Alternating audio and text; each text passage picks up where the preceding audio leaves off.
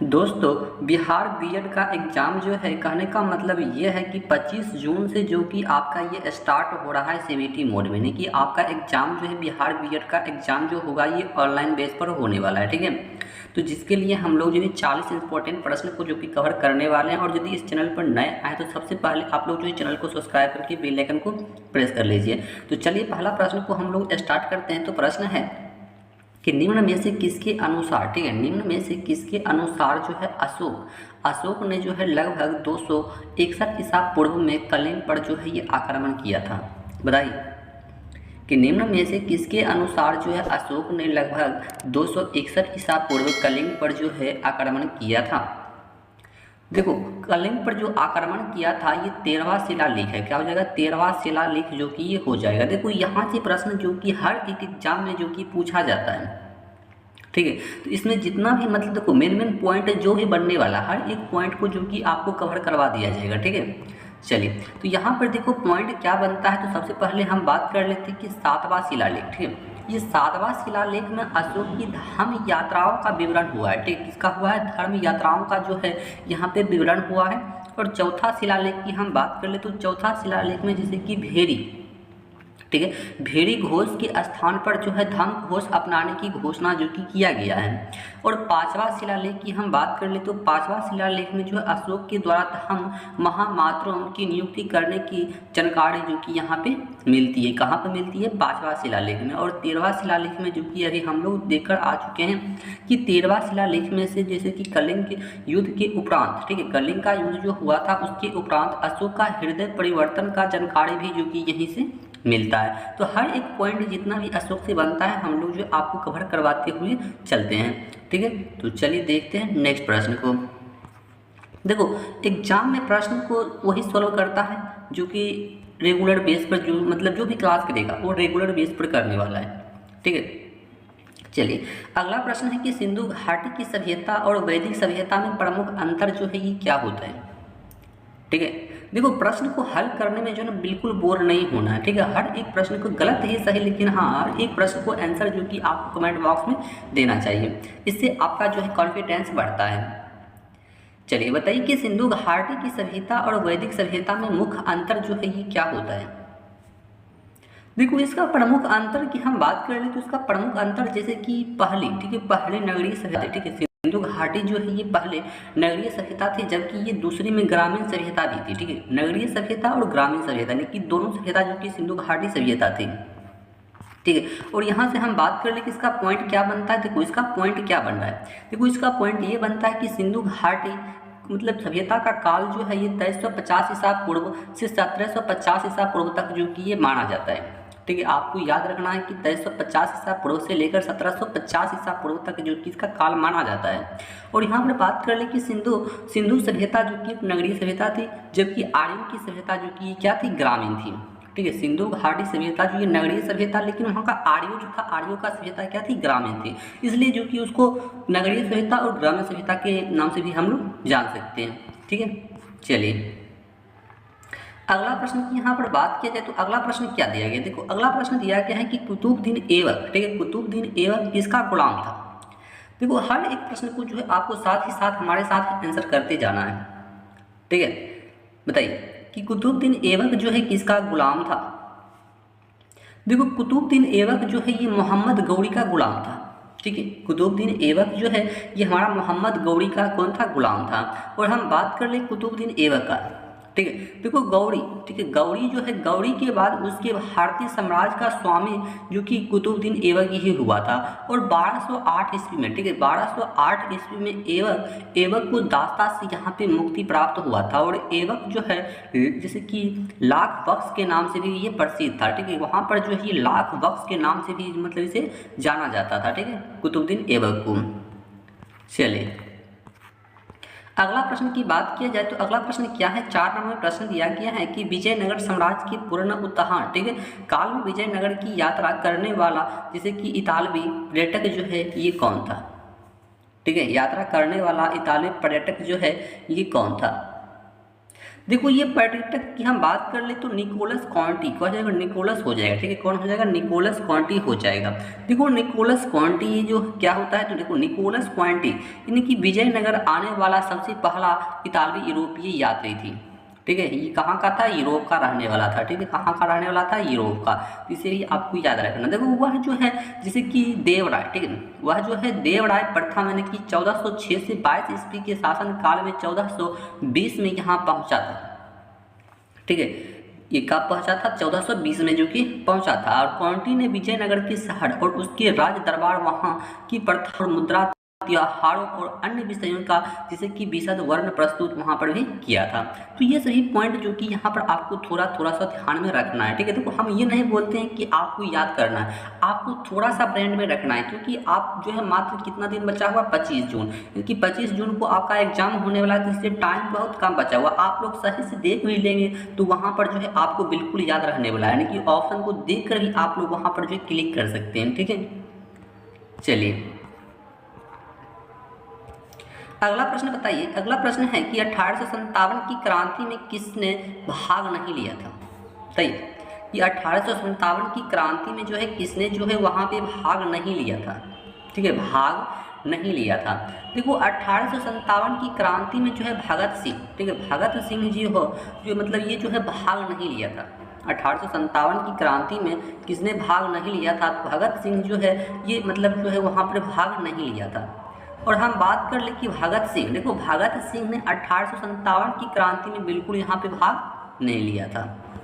चलिए, और आप लोग भगत सिंह को अच्छी तरह से जानते भी होंगे। देखो भगत सिंह का जन्म जो है 27 सितंबर 1907 को, ठीक है, 27 सितंबर 1907 को कहाँ पे हुआ था, ग्राम बंगा जिला कहाँ पे हुआ था, लायल पे हुआ था, ठीक है। तो ये सही पॉइंट जो कि आपको थोड़ा सा याद रखना। और लाहौर षड्यंत्र मतलब जो है केस के तहत 23 मार्च, ठीक है, लाहौर षड्यंत्र केस के तहत जो है 23 मार्च 1931 को इन्हें फांसी भी दे दिया गया था। जैसा कि आप लोग जो है इसके बारे में अच्छी तरह से जानते होंगे भगत सिंह के बारे में, ठीक है। और जो कि इसका कुछ ना कुछ ये कहानी कहाँ से जुड़ा हुआ है, तो ये कहानी जो कि अमृतसर में हुआ था, ठीक है। ये कहानी जो कि हमारा अमृतसर से ही जुड़ा हुआ है। चलिए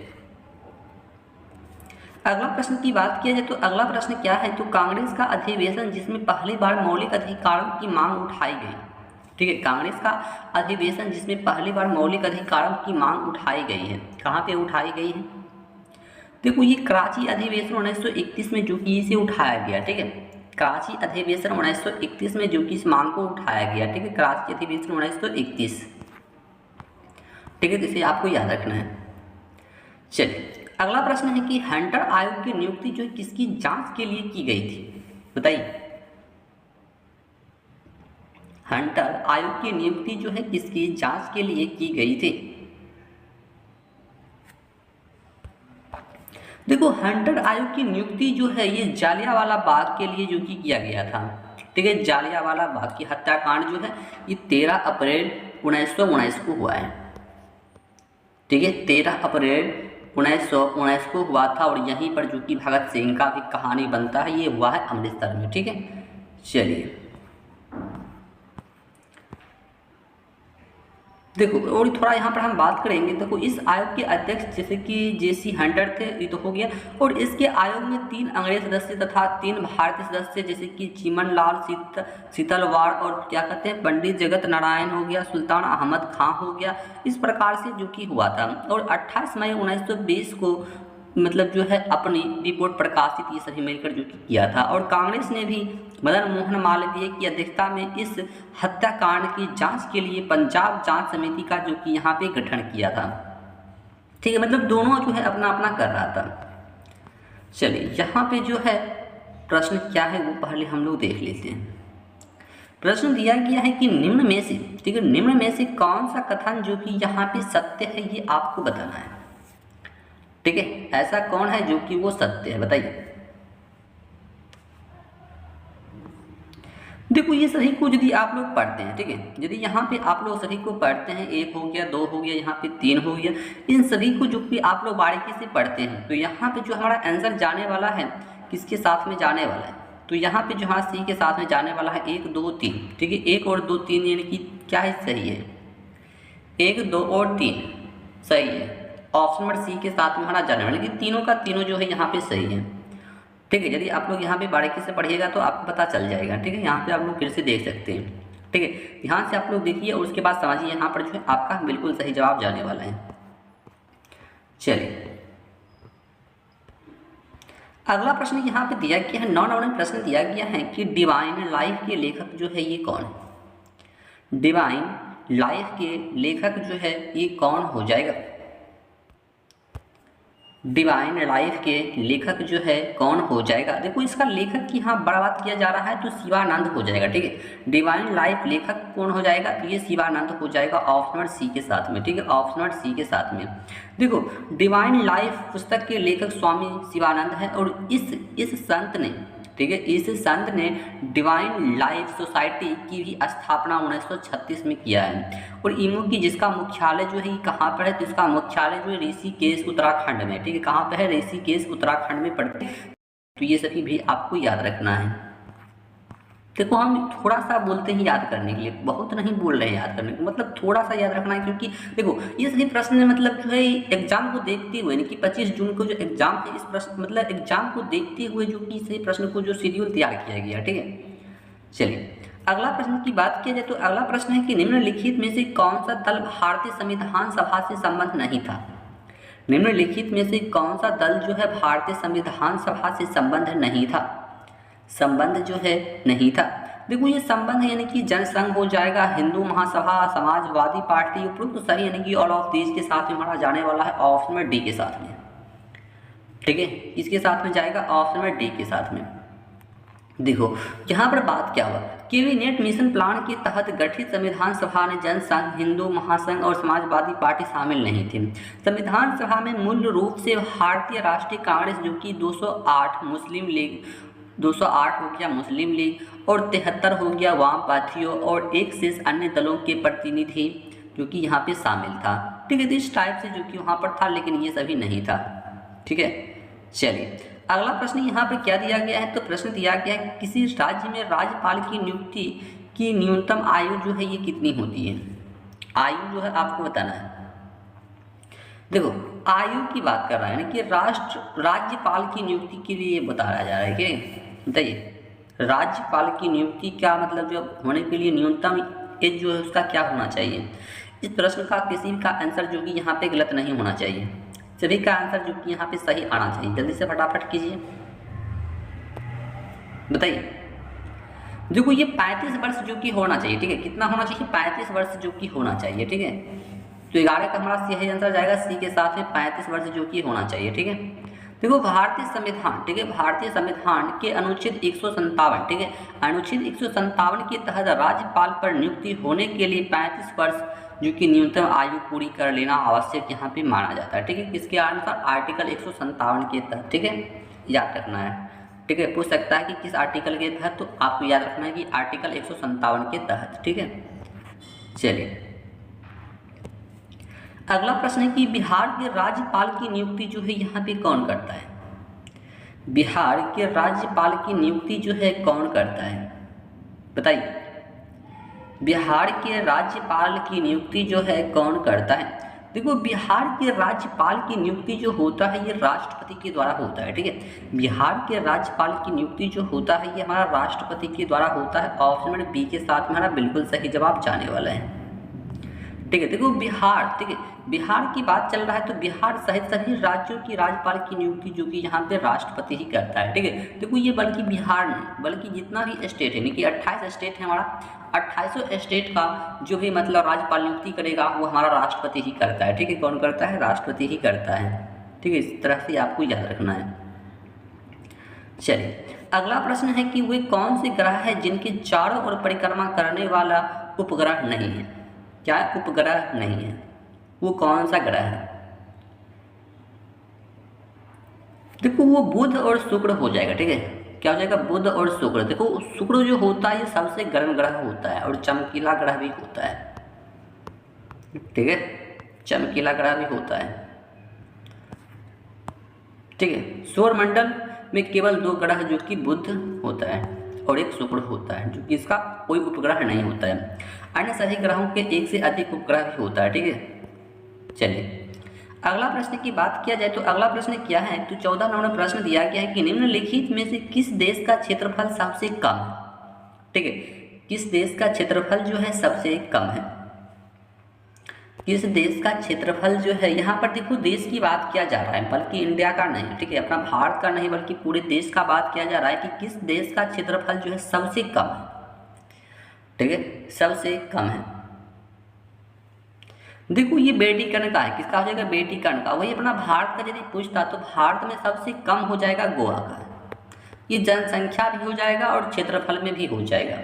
और क्षेत्र भारत का सबसे बड़ा पूछे, ठीक है, भारत का सबसे बड़ा राज्य पूछते तो भारत का सबसे बड़ा क्षेत्रफल की दृष्टि से पूछेगा तो राजस्थान हो जाएगा, ठीक है।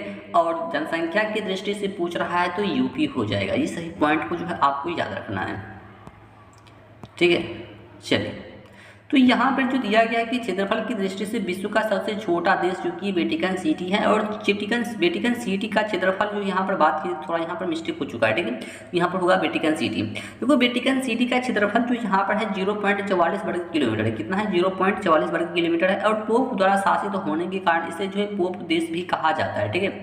इसे पोप के द्वारा शासित होने के कारण जो इसे क्या कहा जाता है, पोप देश भी कहा जाता है। और वेटिकन सिटी, देखो वेटिकन सिटी जो है यूरोपीय देश जैसे कि इटली हो गया का एक स्थान है, ठीक है। वेटिकन सिटी जो है यूरोपीय देश इटली का ही एक स्थान है जिसे स्वतंत्र देश घोषित कर दिया गया है, ठीक है। इसे अब जो स्वतंत्र देश जो क्या कर दिया गया है, घोषित कर दिया गया है।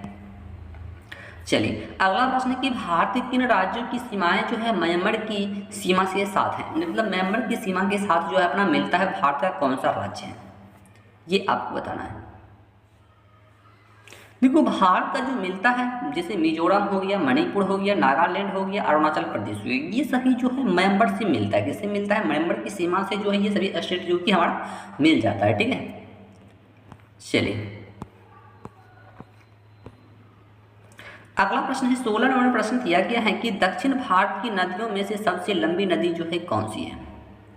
दक्षिण भारत की नदियों में से सबसे लंबी नदी जो है कौन सी है। दक्षिण भारत की नदियों में से सबसे लंबी नदी जो है कौन सी है। देखो सबसे लंबी नदी जो है ये गोदावरी नदी हो जाएगा, ठीक है। और पूछा जाए कि सबसे उल्टी दिशा में बहने वाली नदी तो ये नर्मदा नदी हो जाएगा, जो कि हमारा उल्टी दिशा में बहता है, जो कि एमपी से चलकर गुजरात की तरफ, ठीक है, एमपी से गुजरात की तरफ। चलिए और यहाँ पर बात किया जाए कि दक्षिण भारत की सबसे लंबी नदी तो हमारा गोदावरी हो जाएगा। और इसकी लंबाई की यहाँ पर बात किया जाए तो लंबाई जो है गोदावरी की लंबाई 1465 किलोमीटर है। कितना है, 1465 किलोमीटर है।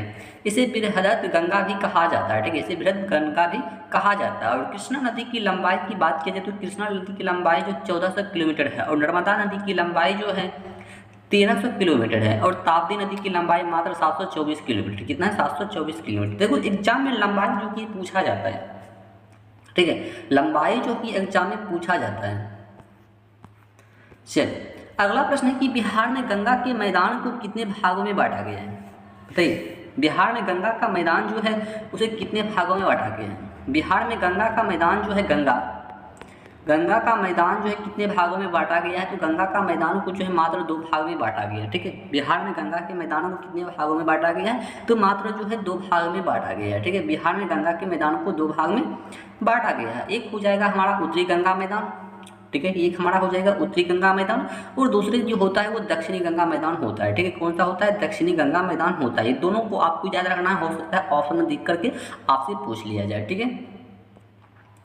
चलिए अगला प्रश्न है कि गांधीवादी योजना किसने प्रस्तुत किया था। गांधीवादी योजना जो है ये किसने जो है प्रस्तुत किया था। देखो गांधीवादी, ठीक है, गांधीवादी योजना जो है श्री मन नारायण ने जो कि ये शुरू किया था, सॉरी, ठीक है, श्री मन नारायण ने जो कि ये प्रस्तुत किया था। ठीक है, तो इसे आपको अच्छे से याद रखना है। देखो महात्मा गांधी, ठीक है, महात्मा गांधी हमारा जो है अपना महात्मा गांधी के आर्थिक विचारों से प्रेरणा पाकर जो कि मन्ना नारायण ने जो कि वर्ष 1944 में एक योजना जो कि ये प्रस्तुत किया था, इसे गांधीवादी योजना के नाम से भी जाना जाता है। ठीक है, तो इसे भी आपको याद रखना है कि इसे जो है गांधीवादी योजना के नाम से भी जाना जाता है।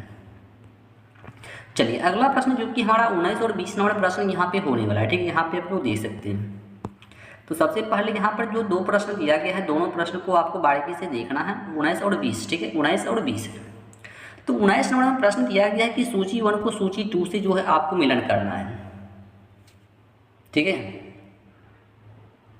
देखो ए का हमारा जो है यानी कि कोयला यानी कि ये झाड़िया के साथ में जाने वाला है। ठीक है, ये झाड़िया के साथ में जाएगा। देखो आपको भी साथ साथ करना है। लोहा जो है ये मैं राउरकेला के साथ में जाने वाला है। ठीक है, राउरकेला के साथ में। और सी वाला हमारा किसके साथ में जाने वाला है, तो सी वाला जो है क्या बोल रहा है, लिग्नाइट। ठीक है, लिग्नाइट जो ये नवेली में हो जाएगा। कहाँ पे हो जाएगा, ये नवेली में हो जाएगा। और अबरक जो है हमारा हजारीबाग में हो जाएगा। तो इस टाइप से जो कि हमारा होने वाला है ऑप्शन नंबर बी के साथ में। ठीक है, किसके साथ जाने वाला है, ऑप्शन नंबर बी के साथ में। आप लोग भी मिला लीजिएगा। यदि देखो देखो प्रश्न हो सकता है कि थोड़ा सा मिस्टेक हो जाए, इसलिए आप जो है घबराना नहीं है। आप लोग कमेंट में बताइएगा कि कहाँ पे मिस्टेक हुआ है, हम लोग फिर से उस प्रश्न को अगले वीडियो में कंप्लीट कर लेंगे। ठीक है, तो यहाँ पर आप लोग देख लीजिए कि कहीं पर मिस्टेक हुआ है तो कमेंट बॉक्स में जरूर बताइएगा। तो हमारे अनुसार यहाँ पे आंसर चल रहा है ऑप्शन नंबर बी के साथ में। ठीक है, ऑप्शन नंबर बी के साथ में। चलिए अगला प्रश्न जो कि यहाँ पे 20 नंबर होने वाला है। ठीक है, ये हमारा प्रश्न 20 नंबर है। चलिए तो प्रश्न है कि बिहार में सेरों के महत्वपूर्ण उत्पादक मिले हैं। सेरों के, बताइए सेरों के। देखो ये हमारा बेगूसराय, समस्तीपुर, सारण, मुजफ्फरपुर, पूर्वी चंपारण में जो कि मिला हुआ है। ठीक है, ऑप्शन ए के साथ में जाने वाला है। ठीक है, बेगूसराय, समस्तीपुर, सारण और मुजफ्फरपुर और पूर्वी चंपारण में ऑप्शन नंबर ए के साथ में चला जाएगा। ठीक है, चलिए यहाँ पे थोड़ा एक बात बनने वाला है कि बिहार में सेरों की महत्वपूर्ण उत्पादक जिला बेगूसराय, समस्तीपुर, सारण, चंपारण, पूर्वी चंपारण और बिहार प्राचीन काल महत्वपूर्ण उत्पादक क्षेत्र रहा है। ठीक है, प्राचीन में ही। और ईस्ट इंडिया कंपनी, ठीक है, ईस्ट इंडिया कंपनी ने इस रसायन के निर्यात की शुरुआत भी किया था। और बिहार का सूरा मुख्यतः विस्फोटक, अन्य रासायनिक पदार्थ, उर्वरक इत्यादि के निर्माण हेतु यहाँ पर प्रयुक्त किया जाता है। ठीक है, यहाँ पे आप लोग पढ़ सकते हैं। चलिए अगला प्रश्न है कि एक रूप, ठीक है, एक रूप चुंबकीय क्षेत्र के बल की रेखाएं आपस में होती है। एक रूप चुंबकीय क्षेत्र के बल की रेखाएं जो है आपस में होती है, मतलब आपस में कैसी होती है, आपस में जो है वो कैसी होती है। देखो वो समांतर और समान दूरी पर होता है। ठीक, क्या होता है, समांतर और समान दूरी पर होता है। ठीक है, समांतर हो गया और समान दूरी पर जो कि वो होता है। ऑप्शन नंबर ए के साथ में हमारा बिल्कुल सही जवाब है। ठीक है, देखो एक समान, ठीक है, एक समरूप चुंबकीय क्षेत्र में बल की रेखाएं आपस में समांतर और समान दूरी पर होती है, इसलिए चुंबकीय बल रेखा एक दूसरे को कभी क्या करती है, काटती नहीं है। ठीक है, इसलिए चुंबकीय बल रेखाएं जो होती है एक दूसरे को कहीं नहीं काटती है। और चुंबकीय रेखा किसी बिंदु पर खींची गई स्पर्श रेखा उस बिंदु पर चुंबकीय क्षेत्र की दिशा को क्या करता है, प्रस्तुत करता है, कि प्रदर्शित करता है। ठीक है, अब जो है आपको समझ में आ गया होगा। चलिए अगला प्रश्न है कि गर्मी के मौसम में, ठीक है, गर्मी के मौसम में पंखा आराम का एहसास दिलाता है, क्यों दिलाता है? क्योंकि पसीना जो है तेजी से वाष्पित होता है। ठीक है, क्या होता है, पसीना जो है तेजी से हमारा क्या हो जाता है, वाष्पित हो जाता है जब हम लोग पंखे में बैठते हैं। ठीक है, तो ऑप्शन नंबर सी के साथ में जाने वाला है। ठीक है, देखो इस प्रक्रिया में जो है ना पसीना शरीर में से ऊष्मा अवशोषित करता है जिससे ठंडक महसूस होता है। ठीक है, तो ये सभी पॉइंट हम लोग जो है अपना कॉमन साइंस से भी देख सकते हैं।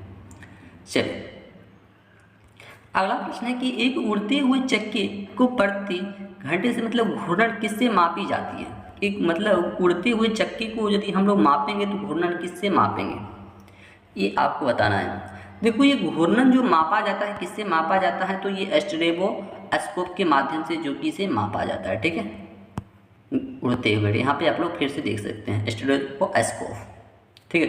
देखो बैरोमीटर जो होता है ना, बैरोमीटर के द्वारा हम लोग जो वायुमंडलीय दाब को मापते हैं। ठीक है, बैरोमीटर के द्वारा किसको मापते हैं? वायुमंडलीय दाब को मापते हैं। और एनेमोमीटर के द्वारा जो हम लोग क्या मापते हैं? तो वेग को मापते हैं। ठीक है, वायु में वेग को मापते हैं, कि वेलोसिटी को मापते हैं। देखो मापने वाला एग्जाम में प्रश्न पूछा जाता है। उसके बाद हाइग्रोमीटर के द्वारा हम लोग जो वायुमंडलीय आर्द्रता मापते हैं। ठीक है, वायुमंडलीय आर्द्रता को किसके द्वारा मापा जाता है? तो हाइग्रोमीटर के माध्यम से मापा जाता है। चलिए अगला प्रश्न है कि यदि चंद्रमा पर बम विस्फोट हो तो उसकी आवाज पृथ्वी पर कितने समय बाद सुनाई देगी? बताइए, यदि चंद्रमा पर बम विस्फोट हो रहा है तो आवाज पृथ्वी पर कितने समय के बाद जो है वो सुनाई देगी?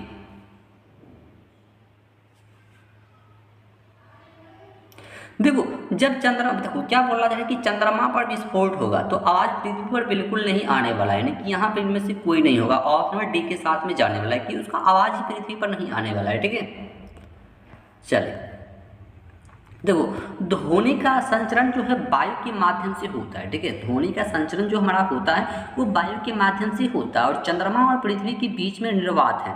ठीक है, चंद्रमा और पृथ्वी के बीच में क्या है? निर्वात है। अतः कहने का मतलब ये है कि चंद्रमा पर होने वाले किसी भी विस्फोटक की आवाज़ पृथ्वी पर सुनाई नहीं देगी। ठीक है, क्योंकि चंद्रमा और पृथ्वी के बीच में क्या है? निर्वात है। चलिए अगला प्रश्न है कि डायनामाइट में मुख्य रूप से होता है, यानी कि डायनामाइट में क्या होता है? डायनामाइट में जो है क्या होता है? तो नाइट्रोग्लिसरीन होता है। क्या होता है? नाइट्रोग्लिसरीन होता है। डायनामाइट में जो है नाइट्रोग्लिसरीन होता है। ऑप्शन नंबर बी के साथ में जाने वाला है। ठीक है, और इसका खोज की बात की जाए तो इसका खोज जो है अल्फ्रेड नोबेल ने किया था। किसने किया था? अल्फ्रेड नोबेल ने जो कि इसका खोज किया है। ठीक है, किसने किया है? अल्फ्रेड नोबेल ने जो कि इसका खोज भी जो कि यहाँ पे किया है। चलिए अगला प्रश्न है कि अधातु के ऑक्साइड प्राय होते हैं। अधातु के ऑक्साइड जो है ये क्या होते हैं? अधातु के ऑक्साइड जो है क्या होते हैं? देखो अधातु के ऑक्साइड जो होता है ये अम्लीय होता है। क्या होता है? अम्लीय। अधातु के ऑक्साइड जो होता है ये हमारा अम्लीय होता है। ठीक है, ऑप्शन बी के साथ में जाने वाला है कि अम्लीय होता है। ठीक है, देखो अधातु का ऑक्साइड का पीएच मान जो है 7 से कम होता है। ठीक है, जिसका पीएच मान 7 से कम होगा वो अम्लीय हो जाएगा। ठीक है, और जिसका पीएच मान 7 से कम होता है वो अम्लीय भी होता है। अतः अधातु के ऑक्साइड प्राय अम्लीय होता है। ठीक है, और जिसका 7 से ज़्यादा होगा तो वो क्या हो जाएगा? क्षारीय हो जाएगा। चलिए अगला प्रश्न है कि ब्राउन रिंग परीक्षण का प्रयोग होता है। ब्राउन रिंग परीक्षण का प्रयोग जो है होता है, देखो ये नाइट्रेट्स के विश्लेषण के लिए होता है। किसके लिए होता है? नाइट्रेट्स के विश्लेषण के लिए होता है ब्राउन रिंग का परीक्षण। ठीक है, ऑप्शन नंबर ए के साथ में जाने वाला है। ठीक है, तो वो जो किसी विलयन में नाइट्रेट आयनों की उपस्थिति ज्ञात करने के लिए किया जाता है और ब्राउन रिंग परीक्षण एक आम नाइट्रेट परीक्षण होता है। ठीक है, चलिए अगला प्रश्न है कि एंटोमोलॉजी में किसका अध्ययन किया जाता है? बहुत इंपॉर्टेंट प्रश्न। एंटोमोलॉजी में जो है किसका अध्ययन जो है यहाँ पे किया जाता है? एंटोमोलॉजी में किसका अध्ययन जो है किया जाता है?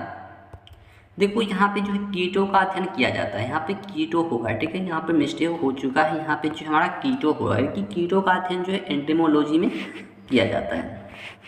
चलिए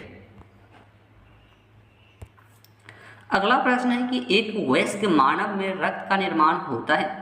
एक वयस्क मानव में रक्त का निर्माण होता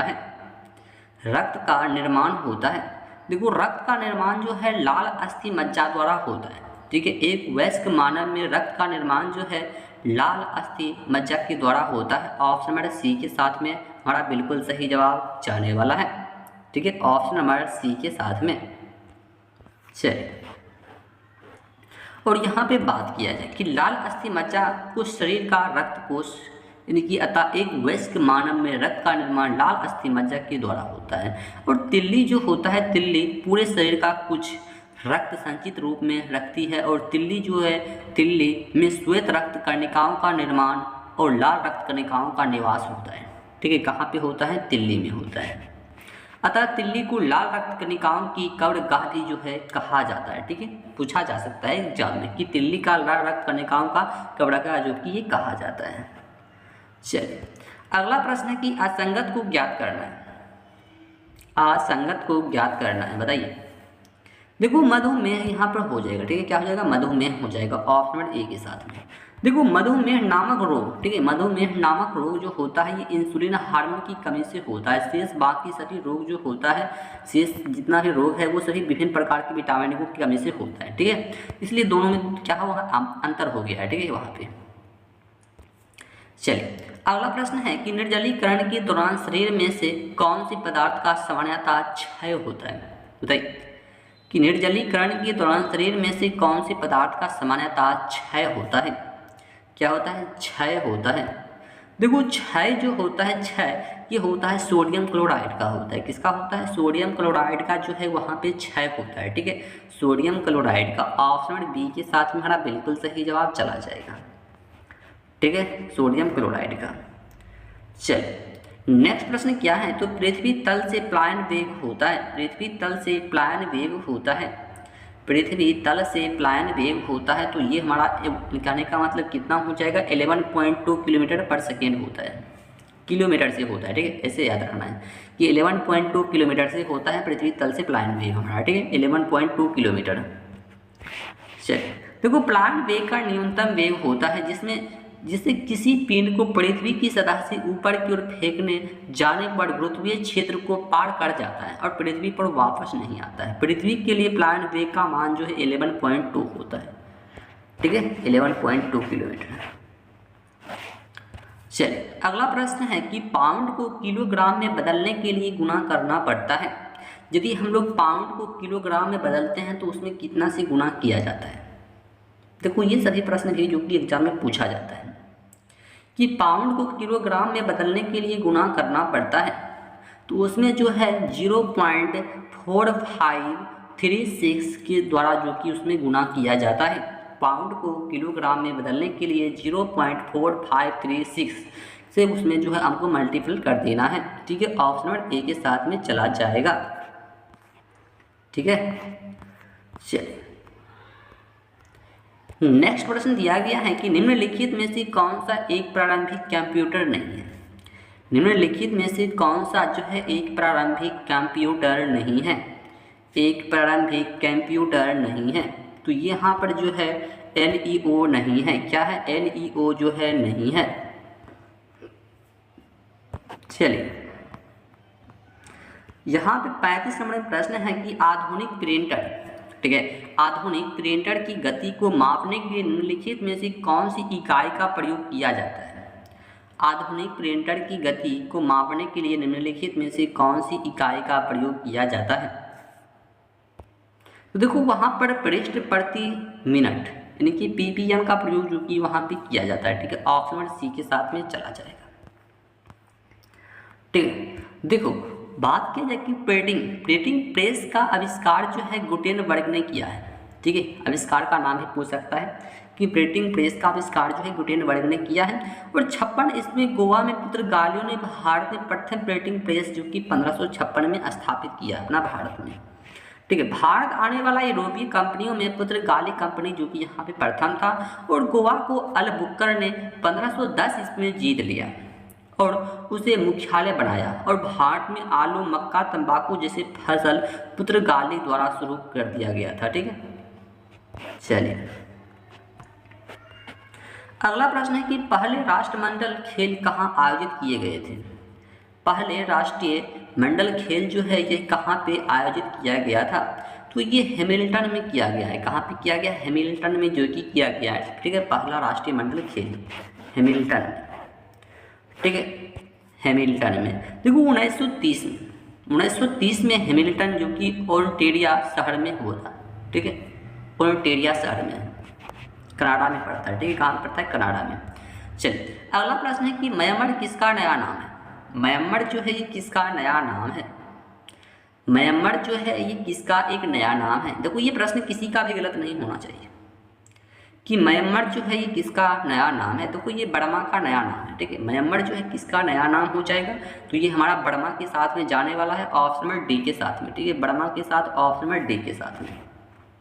देखो इसमें विश्व की टीमों ने भाग लिया था। भारत के पूर्वी प्रतिवेशी जैसे देश बर्मा नया नाम म्यांमार हो जाएगा, और बर्मा की राजधानी रंगून का नया नाम जो है यंगून कर दिया गया है।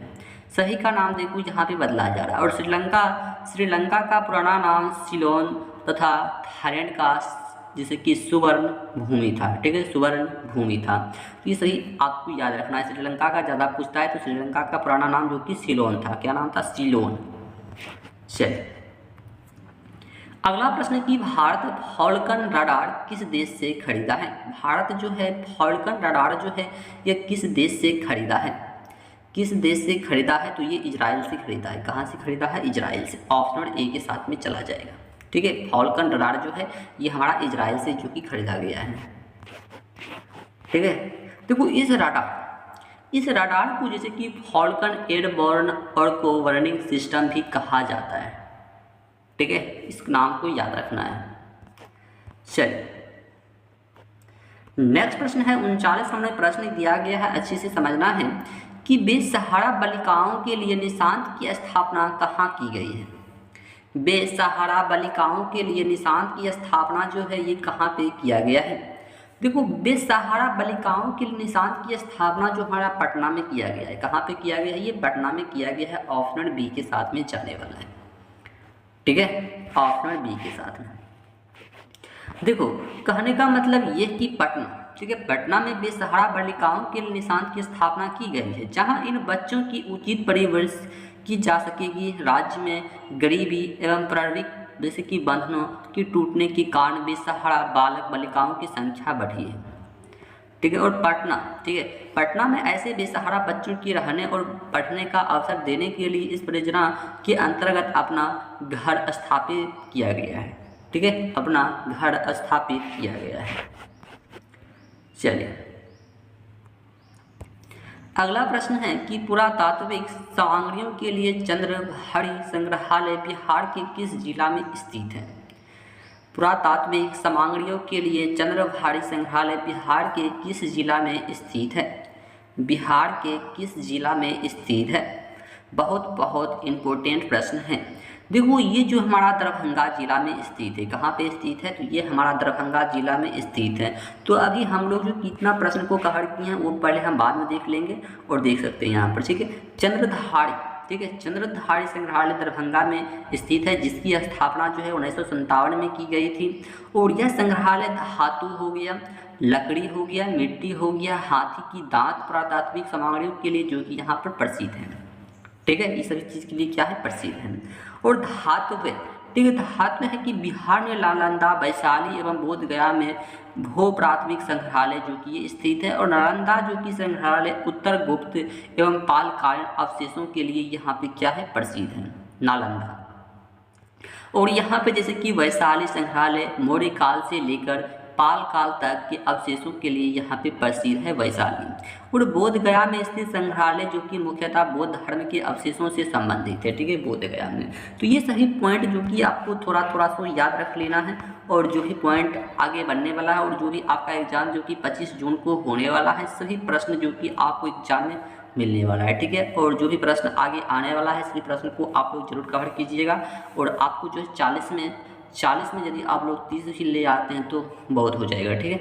तो आपको 40 में टारगेट लिखना चलना है कि आपको 35 के बीच में आपको जीके जीएस में आना चाहिए, ठीक है। हम जीके जीएस की ओनली बात कर रहे हैं, ठीक है। और यदि आपको किसी प्रकार का डाउट बच गया हो तो कमेंट के माध्यम से आप लोग जरूर बताइएगा और बताते हैं, और फिर नेक्स्ट वीडियो में हम आपको बताने की कोशिश करेंगे। और आप लोग टेलीग्राम से जरूर जुड़ जाइएगा, क्योंकि टेलीग्राम पर बहुत स्टूडेंट जुड़ा हुआ है, आप भी वहाँ पे जुड़ सकते हैं। तो चलिए मिलते हैं हम लोग नेक्स्ट वीडियो में, तब तक के लिए जय हिंद।